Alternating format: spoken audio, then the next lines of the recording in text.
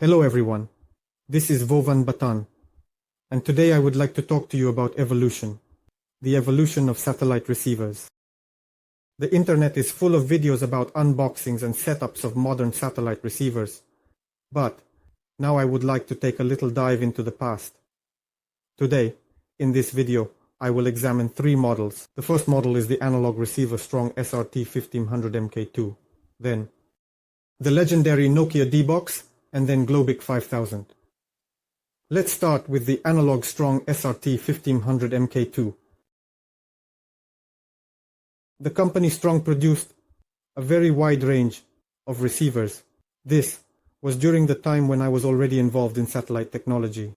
They produced reliable equipment, but in my opinion, the programmers at Strong had problems. Creating a user-friendly menu has always been a problem for Strong. The menu has always been clunky. This was fixed in the latest models, but in the earlier models of digital tuners, it was a huge issue. The Strong SRT 1500 MK2, for instance, is very heavy. Why is that? There is a built-in positioner here, which is an integral part of the system, designed to precisely control the movement and alignment of the satellite dish. I have already unscrewed all the screws, which was a meticulous process requiring careful handling to avoid any damage to the components. Alternatively, I didn't blow it out with a compressor on purpose, as the compressor is typically used to clean out dust and debris from delicate electronic parts, ensuring optimal performance. Take a look inside. There is a huge, extremely heavy transformer, which is a critical component due to its ability to handle high power loads. The receiver itself is very heavy, weighing over 5 kilograms, which is quite substantial for such a device. I have kitchen scales that go up to 5 kilograms, and they show an error, indicating the weight exceeds their maximum capacity. The main weight is created by this power transformer, which was used to control the positioner, or rather, to control the actuator, that is, the drive on the satellite dish itself. This transformer plays a vital role in ensuring the precise operation of the actuator, allowing for accurate positioning and alignment of the dish to receive signals effectively. Typically, such a receiver was installed with a huge 2-meter dish, an enormous aluminum one, with a serious drive.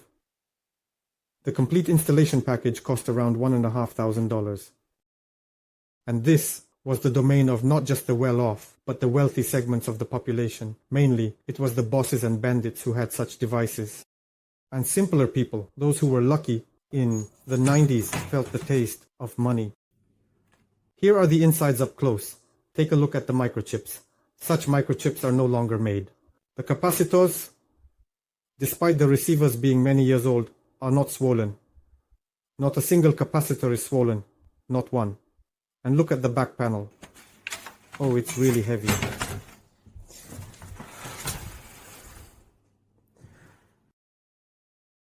The control unit. The receiver itself does not support the DC-QC protocol. One head could be connected to one input, and a second head to the second input. Several outputs. Stereo sound. Tres card. Connector. Presence of a modulator. The television standard switching is done manually with such micro switches, not with a remote control. Service port. Then, the power disconnection is also done with such a switch. Next, the actuator is connected through these terminal blocks. This device, the receiver, was produced in the late 90s. I found no information about its price, and now it is no longer usable since it is analog. It would only be suitable for a museum. The film on the front panel was not removed by the previous owner, so it has remained stuck to the display. I did not attempt to peel it off. The buttons are massive, serious buttons. Now, moving on to the next one, the Nokia D-Box. The Nokia D-Box also began production in the late 90s and was made until 2001, up until the bankruptcy of the company, Kirch Media, which was involved in satellite broadcasting.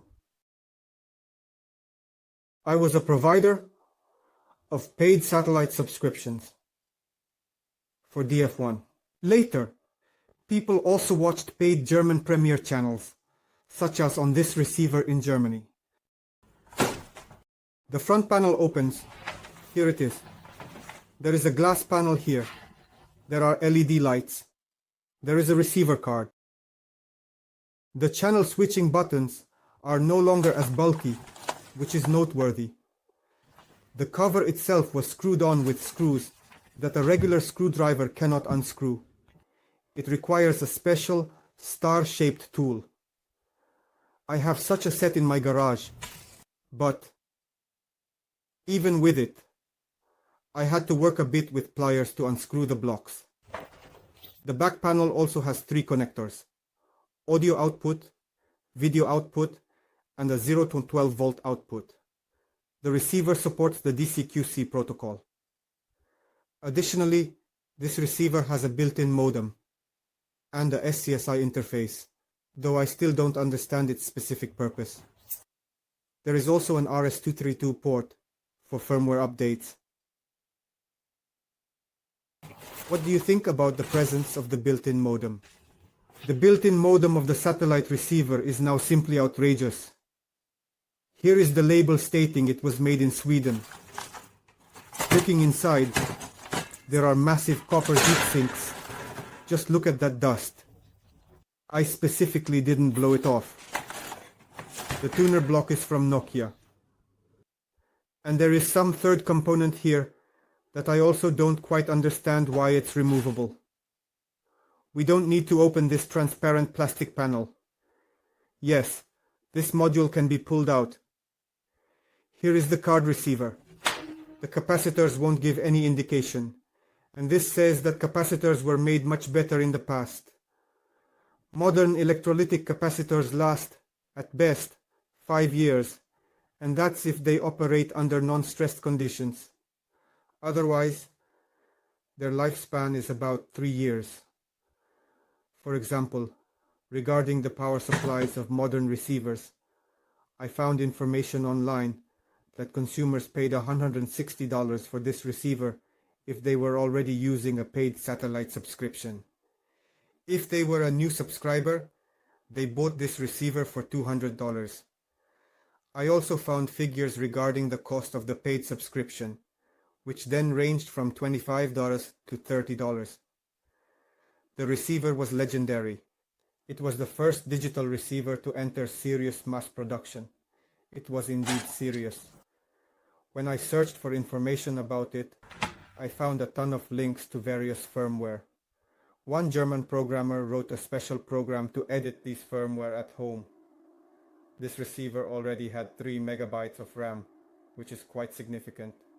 You could connect a laser disc player and an audio disc player to this receiver.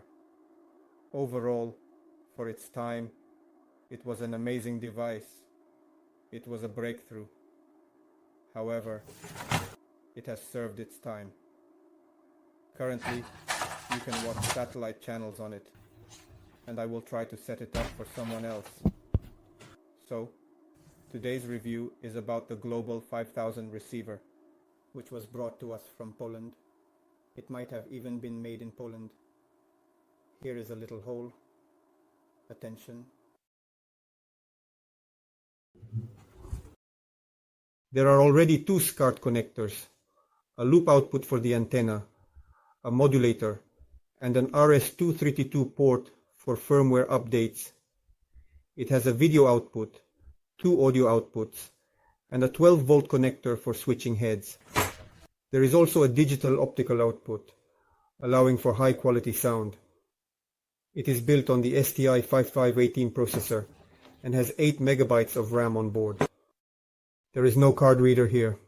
This is a false panel, but there are of course models with a card reader, and the case was made universal.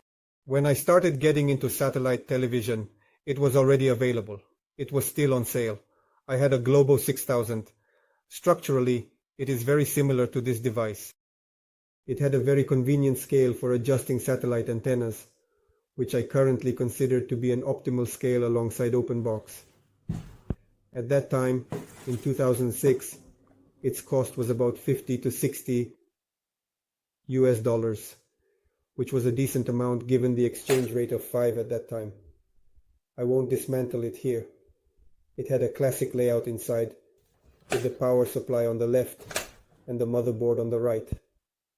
After this receiver, there were also Globo 6000 series models, but they didn't differ much from these globes. Then the Globo 7000 series appeared, which used a different processor, the Ali 3329B, and later the Globo 4100 came out with the Ali 3329 processor. This was simply a legendary device and is currently one of the most widespread among the population. At the moment, not only it, but also many of its clones, such as various Tortons, Euroski, and so on, are available. This model was very successful, and everyone copied it, including the Torton 400 and Globo 4100. It remains the most common model despite the fact that HD receivers are now cheaper to produce, and they are not being imported to us. The population has already purchased many budget-class HD receivers. Well, there are models like SAT Integral 1228, 1248, 1258, U2CB6, and so on. But despite this, there are still many of these devices among the population. So, what makes this device notable compared to the previous ones? It already has an emulator. At that time, when I first started working with satellite receivers, it still had the old firmware, which was quite outdated and limited in its capabilities. The keys, which were essential for accessing certain features, could only be entered by uploading them using a special cable that connected the satellite receiver to a laptop. This process was somewhat cumbersome and required a specific type of cable that wasn't always readily available. It was inconvenient, as it involved several steps and a bit of technical know-how, but it seemed effective for the time being, and for that service, one could charge a reasonable amount of money. After that, in the new firmware update, keys could be entered easily with the remote control, making the process much more user-friendly and efficient. The laptop was no longer needed, which was a significant improvement. Now, with the remote control, you can switch channels effortlessly, and it's important to pay attention to the screen. I am currently switching channels in the menu, demonstrating how seamless the process has become.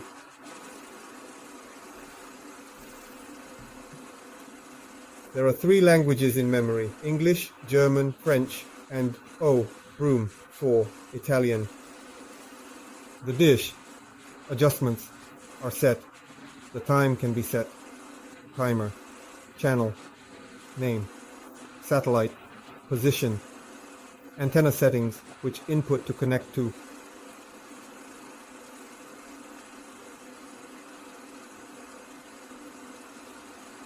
There are many different settings, but it's clear that we won't see any picture on this device.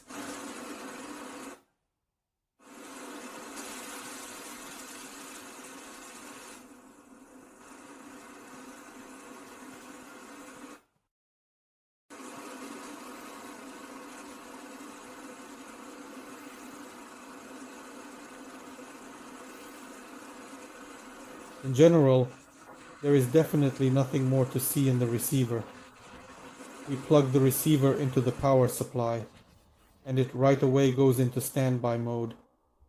We turn it on, and this picture appears along with this message, but the signal is lost. The menu button for settings is not functioning. I don't know why. Maybe it's in German. This is the setup menu regarding TV channels. In the list, there is something about international channels and EMC, and then RTL, Fox, RTL2, Astra, and ZDF, which is most likely from 19 degrees with Astra channels. Well, moving on. To scan channels, we go into the menu, into the installation section, and antenna configuration. We find the Sirius satellite, which is also Astra. I set something up, but it doesn't work well on the lines. I set the mode to 10, and we set the mode to 10 QC1. I have the Astra satellite, the former service, and I subscribe to the first port, and the Sika Protocol 11. However, since this protocol is not supported by the receiver, I can only scan the satellite that is on the first port of my switch. Thank God I have Astra, the former service. After setting the configurations, we press OK to search for the channel and enter the frequency. Well, let it be 12.399. There are channels from the intergroup. Vertical 27500 signal. The network search is turned off, which means that the device is not actively looking for available networks at the moment. The scale is quite interesting, as it provides a visual representation of the signal strength, but I see it doesn't change much, indicating that the signal strength remains relatively stable.